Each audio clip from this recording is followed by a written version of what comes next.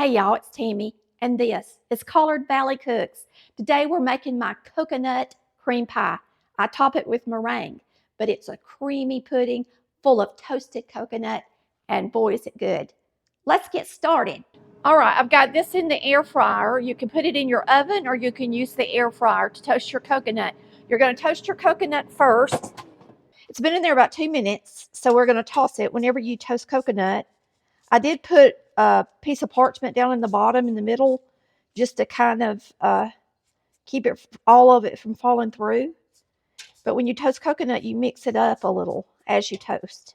So about 320 degrees is good. Now, if you put it in the oven, you're going to put it in 350 degrees, and you're going to do the same thing. You're going to open it up. It's going to take at least twice as long or even 3 times as long in the oven. You're going to take it out a little bit at a time when it's slightly brown like this and mix it until you think it's the color you want it to be. Now, I did leave just a tiny bit of untoasted coconut in my bag for the top of the pie. If you go ahead and toast it and then you do your meringue, it'll get too brown on the top and look burnt. All right, so you want to save just a little bit for that. Now, I've got a pre-made pie crust from the grocery store out of the refrigerated section, and I am going to put it in this pie shell, and we're going to pre-bake it. I like to kind of get it centered, and then I do my thing with it. This one is torn up right there really bad. I'm going to have to really mend that one. So you're just going to go around and crimp the edges and get it in the oven at 375 degrees, and you're going to bake it until it's nice and toasty brown. And it's kind of delicate. Sometimes it breaks a little bit, and that's okay. All right, I'm going to slide this in the oven, and we're going to pre-bake it. All right. That's perfect. So go ahead and take it out of this and put it in something else so that it doesn't continue to cook. So I've got a pie plate right here. So I'm just going to pour this out right here. That'll be delicious in our pie. Now, some people don't toast their coconut before they make a coconut cream pie, but it tastes so much better when you do. If you do that, then your coconut cream pie is going to be over the top and people are going to rave about it. Now, I like to use Baker's sweet coconut.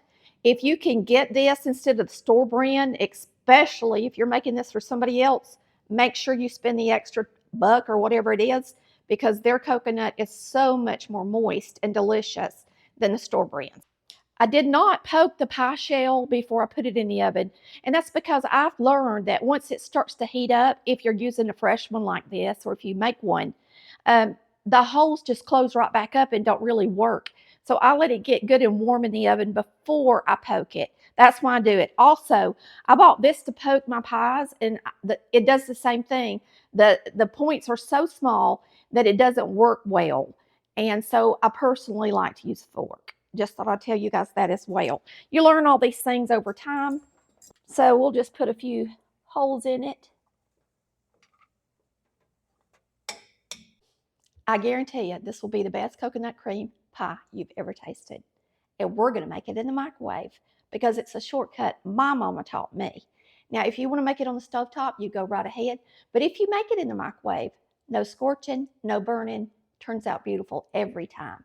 We're going to start with a half stick of butter. Put it in our batter bowl. I prefer a batter bowl when I make my puddings in the microwave. And right now they're on sale, and it's a great Mother's Day gift. I'm going to zap this in the microwave. All right, we're going to go ahead and separate our eggs. I am going to make a big meringue for it to be really pretty. So you only need 4 eggs to make this pie, but when you're making a meringue, you can use 5 so that you have plenty of whites in your pie. And so I'm going to use my biggest chicken eggs.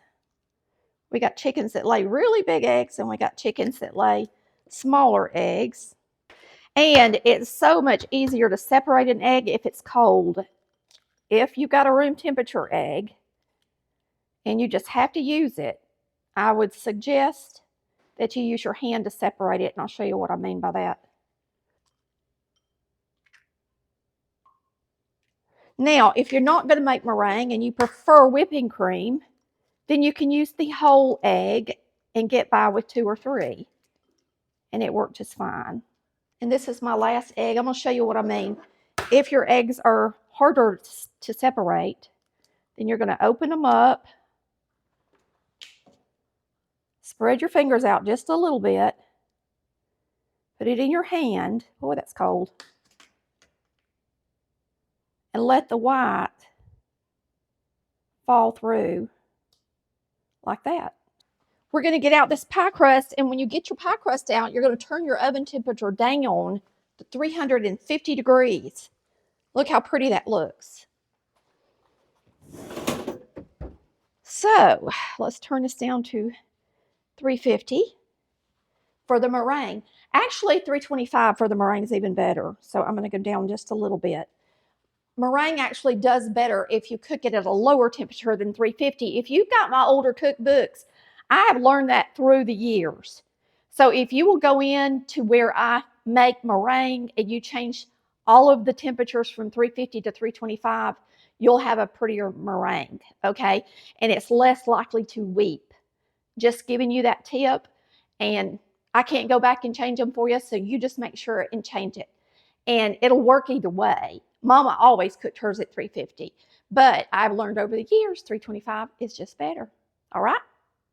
You're going to start out with your melted butter in your batter bowl.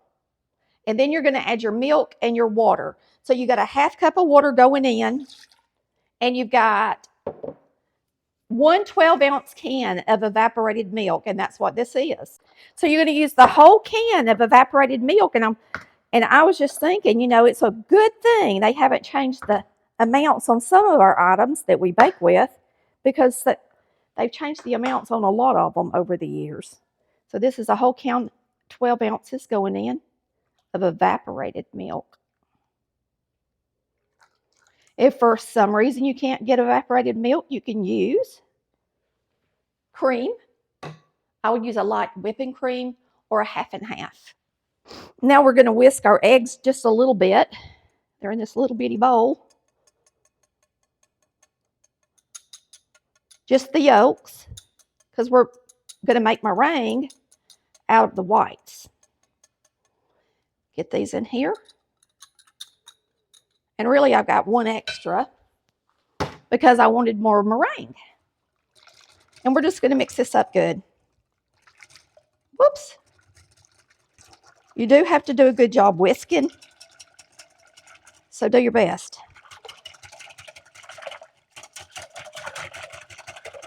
Because if your egg don't get in there good, it's going to create lumps in your pudding, and you don't want any lumps. Now we're going to add 3/4 cups of sugar. There's a half and 1/4. You're going to mix that really good. All right, so the last thing we need is a little bit of cornstarch, and I am going to use a ½ cup of really cold water and add the cornstarch in, because you want to put cornstarch in something cold.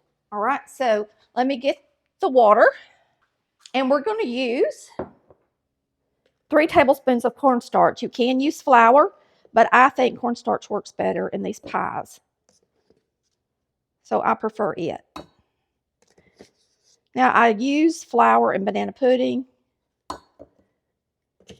but for most of my pies, I do use cornstarch. I like it better. So we're going to whisk this together. Really good.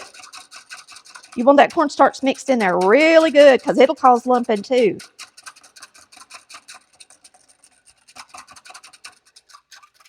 And if you don't know this, I've told y'all a million times, but some of y'all are new. When you use cornstarch and it cooks, it turns clear. If you use flour after it cooks, it's cloudy. So if you're making something that you want it to be clear, like a strawberry glaze or lemon curd or a lemon meringue, you're going to always use your cornstarch. Just a FYI. I like to tell people that when I'm making a cream pie. Okay. Now, all we have to do is microwave this for 3 minutes. And while we're microwaving this, I'm going to get my mixer out because we're going to start our meringue. So it's going in at 3 minutes on high. My microwave is 1100 watts. If your microwave wattage is different, it could take yours a little longer to cook it in the end, but just start with 3 minutes. This recipe is in our Volume 2 cookbook, and it's a great time to buy your mama a cookbook for Mother's Day. So hop on that website, look at my recommendations, and get your mama a cookbook. I'm going to show you a couple of more things that I have recommended y'all buy mama this year, and I actually ordered them because they had very strange dimensions on this right here. This is a 3-quart baking dish made by Anchor Hawking, and it has a sealed lid, which is absolutely wonderful for taking a casserole somewhere or even a cake if you make it in a sheet cake form. It's also wonderful if you don't want to clean it up the night you make your casserole and you want to put it in the refrigerator for leftovers. And that's what I like the most about it. It's got a nice seal and it's big. Big. It's really a 13 by 9. It's a 13 by 9, okay, if you're wanting to know how big it is. I know the dimensions online say different, but I wanted you to see it. I also showed this on the website. These are real roses, but they are dried so that you can enjoy them for years. And they are absolutely gorgeous. I chose pink and because it stands for breast cancer, and I'm a breast cancer survivor. And so if you want to get your mother some roses this year and you want them to last for a lot longer and them still be absolutely beautiful, this is a wonderful gift. And I believe this one was $45, but these roses will last me 2 to 3 years if I take care of them, and they smell so good. All right, we're going to get the pudding out, and you're going to see your butter has melted. Before you put it in there, that butter is cold, so it's going to be in little pieces on the top, and you can see it on my whisk. That's butter. But once it gets warm, the butter melts, and you're going to mix it really good again. Make sure you get everything off the bottom and the sides of the bowl in case that cornstarch has settled at all. And then you're going to put it back in there for 3 more minutes while we're beating our meringue. All right, for our meringue, you are going to start with your egg whites. And you want to make sure there's no yellow in it. If you get some yellow in your egg whites, you got to start over, okay? Or they won't beat up. Now, we have learned over the years that stainless steel is the best to mix your meringue in, but this plastic does work if I at least use a 5-egg meringue, because this capacity bowl is so large that you really need to use at least 5 eggs, okay? So I'm going to put this in there. I'm using my whisks. And we're going to turn this on until it gets a little frothy. Let me tell you something really quick. I'm going to be adding a 1/2 cup of powdered sugar. If you're using regular sugar and you want it to have a less likely chance of weeping, then you're going to add a little cornstarch to it. Good thing about using powdered sugar is it's already got the cornstarch in it. And you're going to be using a 1/2 teaspoon of cream of tartar. We can go ahead and put that in once these get frothy, and I'll be adding the 1/2 cup of sugar. We're going to get this started. All right, we're going to put in the 1/2 teaspoon of cream of tartar. You're just going to add the sugar a little bit at a time while it's beating.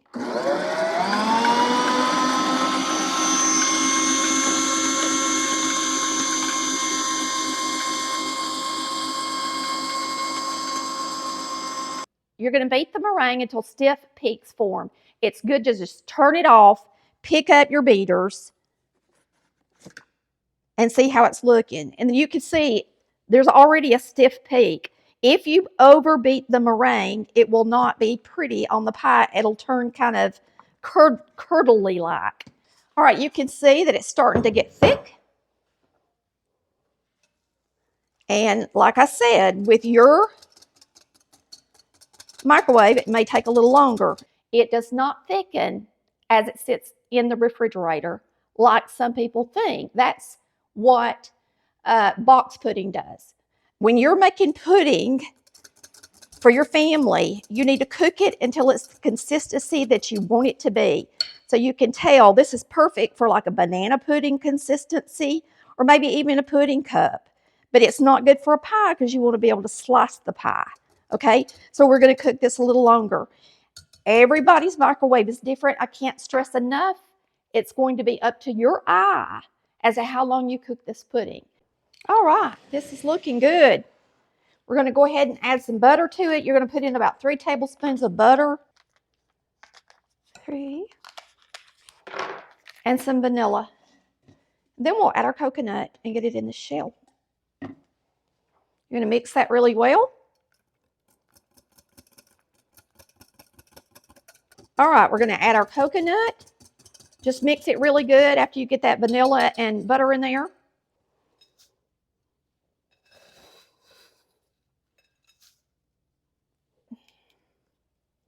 Well, that looks good. You're going to get this in the pie shell. This don't look as coconutty. In the bottom. We'll make it coconutty.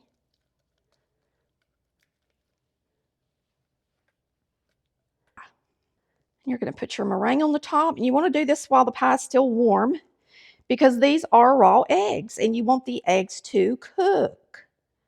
That's also another way that keeps the meringue from weeping, is that the eggs actually get done. That meringue is perfect. Perfect. Now you're going to seal the edges. So you're going to take your meringue to the edge first and make sure that it's completely sealed over the sides. You're going to go all the way around the pie first. This is a great dessert for Mother's Day, y'all. And you guys could do this too. All day long. Just swirl it and make it pretty. Like Mama would. All right.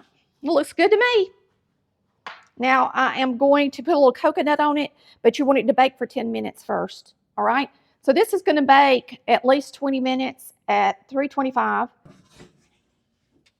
It just baked after the 10 minutes, and we're going to sprinkle some coconut on it. You can see it's just starting to turn brown.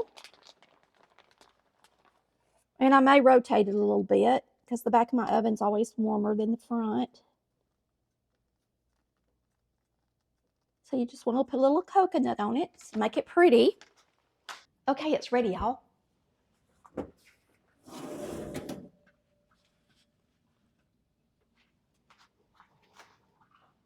Very pretty. And I meant to tell you guys, you don't want to overcook it either, because if you overcook it, it can cause it not to work as well. It's just a real funny process with meringue. So you can see how beautiful it is after 20 minutes. It looks gorgeous. And we've got to let it cool at room temperature before we cut it. It's very important. Then you can refrigerate it.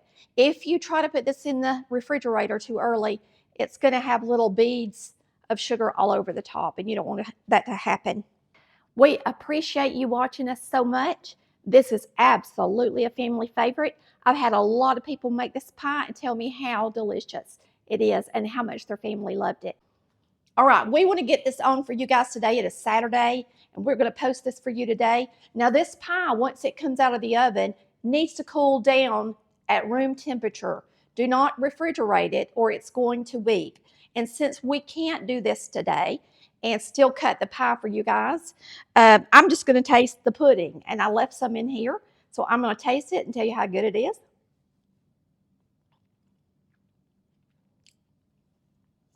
Boy, you cannot get a better coconut cream pie, I'm telling you. It is the bomb.